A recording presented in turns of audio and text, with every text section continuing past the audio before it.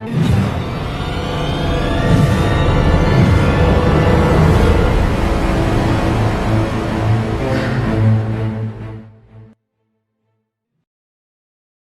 पहला है isotopes. Isotopes क्या होते हैं?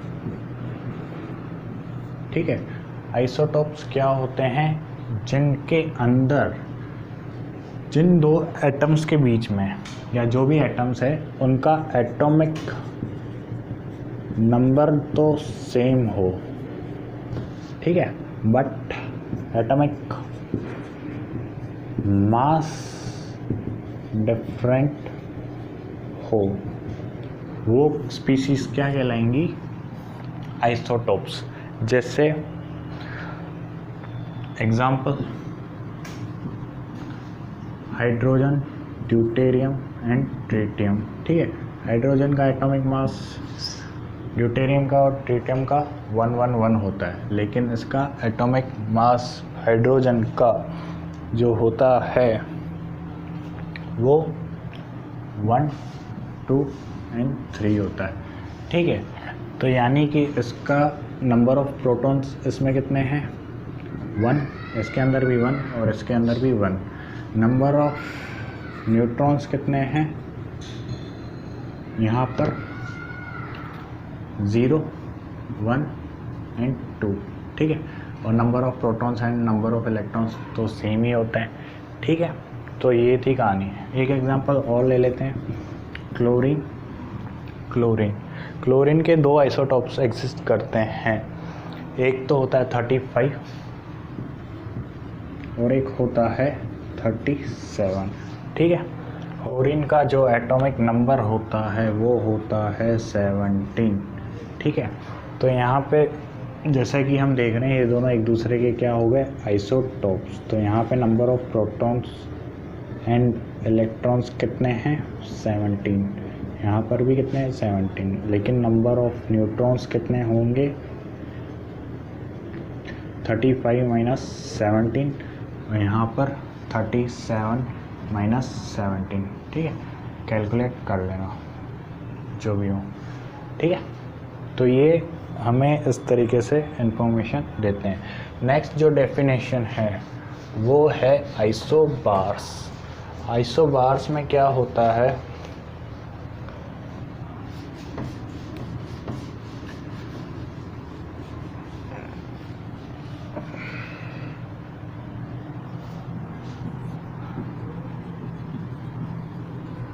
ठीक है, आइसोबार्स वो दो स्पीशीज या वो दो एटम जिनका एटॉमिक मास तो सेम हो।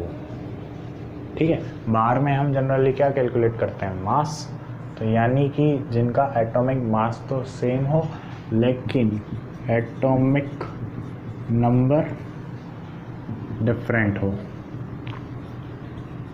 ठीक है, वो स्पीसीज क्या कहलाएंगी? आइसोबार्स। ठीक है, एग्जाम्पल लें अगर तो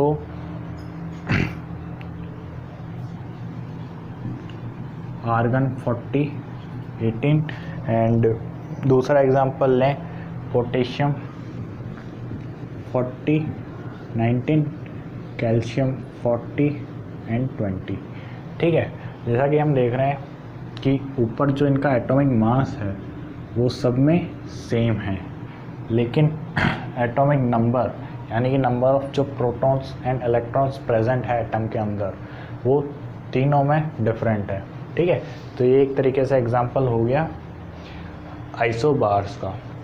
और ये जो आप देख रहे हो एटम को रिप्रेजेंट करने का तरीका, इनका एटॉमिक मास कैसे हमें पता चल रहा है या एटॉमिक नंबर कैसे पता चल रहा है, तो ये पूरा एक डिटेल जो इसका नेक्स्ट चैप्टर है पीरियोडिक टेबल, इनऑर्गेनिक का आपका पहला चैप्टर है, उसमें आप अच्छे से डिटेल में पढ़ोगे पूरी पीरियोडिक टेबल, सारे एलिमेंट्स का एटॉमिक मास, एटॉमिक नंबर कैसे लिखा, कैसे हमें पता चलता है या कैसे हमें याद करना है, वो सब आप उस चैप्टर में पढ़ लोगे। नेक्स्ट जो डेफिनेशंस हैं वो है आइसोटोन्स। ठीक है, आइसोटोन्स आइसोटोन्स कौन सी स्पीसीज होती है? आइसोटोन्स वो स्पीसीज है जिनके अंदर एट नंबर ऑफ न्यूट्रॉन्स तो सेम हो, ठीक है, और बाकी नंबर ऑफ इलेक्ट्रॉन्स या प्रोटॉन्स जो भी कह लो, या फिर आई थिंक एटॉमिक नंबर कहना ज़्यादा सही होगा, जो है वो डिफरेंट हो, ठीक है। ऐसी स्पीसीज़ क्या होगी? ऐसी स्पीसीज़ क्या कहलाएंगी? आइसोटोन्स, ठीक है। अगर इसका एग्जांपल देखें तो सिलिकॉन 30 एंड फॉस्फोरस 31 एंड 15 और सल्फर 32 एंड 16, ठीक है। ये एग्जांपल्स हो गए। अब ज़रा कैलकुलेट करके देखो, इसके अंदर नंबर ऑफ प्रोटॉन्स तो कितने हैं? 14, 15 एंड 16, और नंबर ऑफ न्यूट्रॉन्स अगर हम कैलकुलेट करने जाएं तो 30 माइनस 14 ऑलमोस्ट 16 होगा, 31 माइनस 15 ये भी 16 होगा, और 32 माइनस 16 ये भी 16 होगा, ठीक है। तो यानी कि नंबर ऑफ जो न्यूट्रॉन्स हैं वो इन तीनों में सेम है, तो यानी कि ये तीनों स्पीसीज़ क्या कहलाएंगी? आइसोटोन्स, सही है, ठीक है। जो थर्ड डेफिनेशन है वो है आइसो इलेक्ट्रॉनिक, ठीक है। आइसो इलेक्ट्रॉनिक, तो नाम से ही पता चल रहा है आइसो इलेक्ट्रॉनिक में क्या सेम होगा? जो फोर्थ है आइसो इलेक्ट्रॉनिक, ठीक है। हमें इस नाम से ही पता चल रहा है कि इसमें क्या सेम होंगे? नंबर ऑफ इलेक्ट्रॉन्स जो होंगे वो सेम होंगे, और बाकी एटॉमिक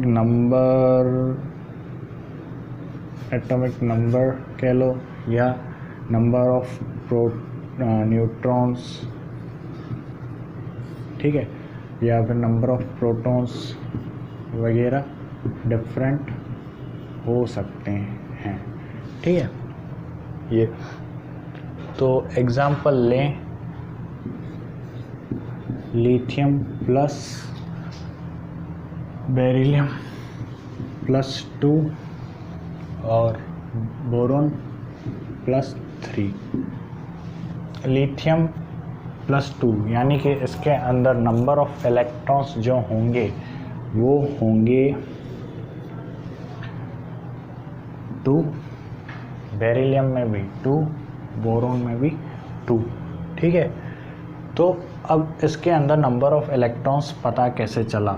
जो ये आयंस हैं, यानी कि lithium ion, lithium plus beryllium plus 2 या बोरॉन प्लस 3, तो ये प्लस साइन क्या इंडिकेट कर रहा है? ये जाहिर सी बात है कि न्यूट्रल स्पीसीज तो नहीं है तीनों की तीनों। ये तीनों की तीनों कैसी स्पीसीज हैं? चार्ज्ड स्पीसीज हैं, ठीक है। तो ये जो एटम्स हैं वो न्यूट्रल एटम्स नहीं कहलाएंगे, ये तीनों के तीनों आयंस कहलाएंगे, ठीक है। तो यहाँ पर एक डेफिनेशन और निकल कर आती है कि आयंस होते क्या हैं। तो एक शॉर्ट में बता देता हूँ मैं, आयंस क्या होते हैं। आप अपनी प्रीवियस छोटी क्लासेस में भी ऑलरेडी पढ़ चुके हो कि जब भी कोई न्यूट्रल एटम इलेक्ट्रॉन गेन करता है या इलेक्ट्रॉन लूज करता है तो उसके ऊपर चार्ज आ जाता है। अगर इलेक्ट्रॉन गेन कर रहा है तो वो x माइनस बन जाएगा। अगर कोई एटम इलेक्ट्रॉन लूज कर रहा है तो वो उस पर पॉजिटिव चार्ज आ जाएगा। जाहिर सी बात है, इलेक्ट्रॉन एक नेगेटिव चार्ज स्पीसीज है। अगर किसी न्यूट्रल एटम पे नेगेटिव चार्ज बढ़ेगा तो वो स्पीसीज नेगेटिव चार्ज की हो जाएगी। अगर कोई स्पीसीज नेगेटिव चार्ज को लूज़ करेगी तो उस पर पॉजिटिव चार्ज आ जाएगा। तो ये इस बात को रिप्रेजेंट करता है कि एक न्यूट्रल स्पीसीज ने इलेक्ट्रॉन लूज़ किया है या गेन किया है। तो सिमिलरली यहाँ पे लिथियम प्लस है, बेरिलियम +2 है और बोरॉन +3 है। तो यानी कि यहाँ पर तीनों पर पॉजिटिव चार्ज है, यानी कि इन तीनों ने इलेक्ट्रॉन लूज़ किया है। लेकिन ये +1 +2 और +3 का क्या मतलब है? इसका मतलब ये है कि लिथियम ने एक इलेक्ट्रॉन लूज़ किया है, बेरिलियम ने 2 इलेक्ट्रॉन लूज़ किए हैं और बोरॉन ने 3 इलेक्ट्रॉन लूज़ किए हैं। ठीक है, तो ये कुछ डेफिनेशंस हो गई। कुछ और डेफिनेशंस हैं जो हम पढ़ते हैं। ठीक है, जनरली ये पढ़ाई नहीं जाती है, लेकिन जैसे हम देख रहे हैं एग्ज़ाम्स का लेवल बढ़ता जा रहा है, तो इन डेफिनेशंस को भी एक बार नज़र मार लेते हैं। एक है आइसोडाइफर्स, ख़त्म हो गई है। दूसरी स्पीसीज है आइसोडाइफर्स। ठीक है, आइसोडाइफर्स कौन सी स्पीसीज होती है? वो 2 एटम्स जिनके बीच में न्यूट्रॉन माइनस प्रोटॉन का अमाउंट सेम हो। ठीक है, बाकी और atomic number of electrons, number of neutrons वगैरह डिफरेंट हो, कोई बात नहीं, लेकिन ये न्यूट्रॉन माइनस प्रोटॉन जो है वो सेम होना चाहिए। ठीक है, और दूसरी जो स्पीसीज हैं वो है आइसोस्टर्स। आइसोस्टर्स कौन सी स्पीसीज होती है? आइसोस्टर्स वो स्पीसीज है जिनमें number of atoms and plus number of electrons दोनों सेम हो। ठीक है, जैसे एग्जांपल CO2 एंड N2O। ठीक है, ये दोनों एक तरीके से आइसोस्टर्स हैं। ठीक है, क्योंकि इनमें देखो कार्बन और 2 ऑक्सीजन, 3 एटम्स हैं, और इस मॉलिक्यूल के अंदर भी नाइट्रोजन, 2 नाइट्रोजन और 1 ऑक्सीजन, यानी कि 3 एटम्स प्रेजेंट है। तो एक तो नंबर ऑफ एटम्स जो है वो पूरे हो गए, और बात करें नंबर ऑफ इलेक्ट्रॉन्स की। ठीक है, तो कार्बन में कितने इलेक्ट्रॉन्स होते हैं? कार्बन का एटॉमिक नंबर 6, ऑक्सीजन का 8, एक और ऑक्सीजन 8, और वहीं नाइट्रोजन का एटॉमिक नंबर 7, दूसरे नाइट्रोजन का भी 7, और एक ऑक्सीजन जिसका एटॉमिक नंबर 8। इन दोनों का सम 8 और 8 16, 16 और 2 22। ठीक है, 22, और यहाँ पर 7 + 7 14, 14 + 8 22। ठीक है, तो यानी कि number of atoms and number of electrons same है। तो ये दोनों स्पीसीज़ क्या हो गई? एक तरीके से आइसोस्टर्स हो गई। ठीक है, तो ये कुछ इम्पोर्टेंट डेफिनेशंस थी जो हमें पता होनी चाहिए, और एक एटम को रिप्रेजेंट कैसे करते हैं, एटम के रिप्रेजेंटेशन से हमें क्या क्या इन्फॉर्मेशन मिलती है। ठीक है, तो ये बात हमने सीखी। ठीक है, अब लास्ट वापस हम पहुंचते हैं रदरफोर्ड पर, जहाँ पर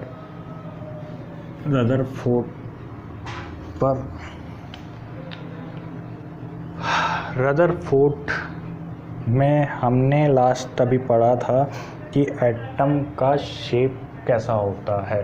तो जो रिप्रेजेंट करने के बाद जो लिमिटेशंस आई रदरफोर्ड की, तो रदरफोर्ड की लिमिटेशंस क्या थी? तो जैसा कि रदरफोर्ड ने बताया कि न्यूक्लियस के चारों तरफ इलेक्ट्रॉन जो है वो रिवॉल्व कर रहा होता है।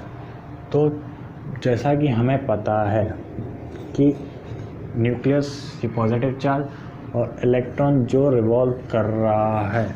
ठीक है, तो रदरफोर्ड से क्रॉस क्वेश्चन ये पूछा गया कि इलेक्ट्रॉन एक चार्ज स्पीसीज है और वो न्यूक्लियस की चारों तरफ रिवॉल्व कर रहा है।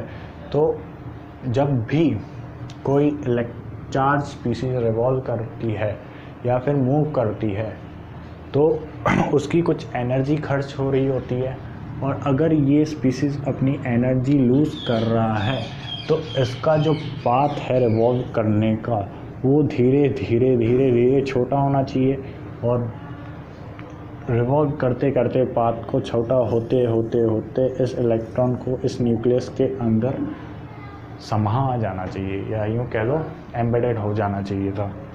ठीक है, तो ऐसा क्यों नहीं हो रहा? तो ये जो था रदरफोर्ड इस क्वेश्चन का आंसर नहीं दे पाया, और एक तरीके से ये जो है एक मेजर लिमिटेशन हो गई रदरफोर्ड के मॉडल की, या ये कह लो रदरफोर्ड के प्रपोजल की।